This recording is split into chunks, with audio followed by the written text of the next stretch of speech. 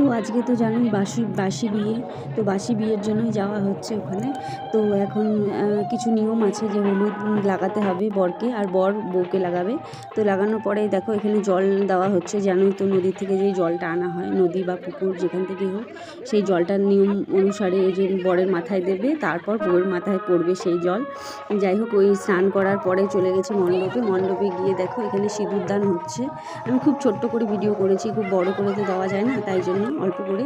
আর এদিকে দেখো যে কি বলে ওটাকে, ঘোড়ে যে 7 পাক ঘোড়া, সেই ঘোড়া হচ্ছে। তারপর ঘোড়া টোড়া শেষ হয়ে গেছে, এখন হবে পুকুর পার করতে হবে। তো আমাদের এখানে তো পুকুর, সেই পুকুর তো পার করা যায় না, তাই গামলাতে জল দিয়ে এইভাবে পুকুর পার করা হচ্ছে।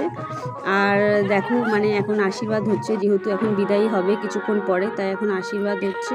আশীর্বাদে হয়ে গেল, আমি এবার খেয়ে নিচ্ছি। খেয়ে দিয়ে আবার দেখো এখানে আবার বিদায় হচ্ছে।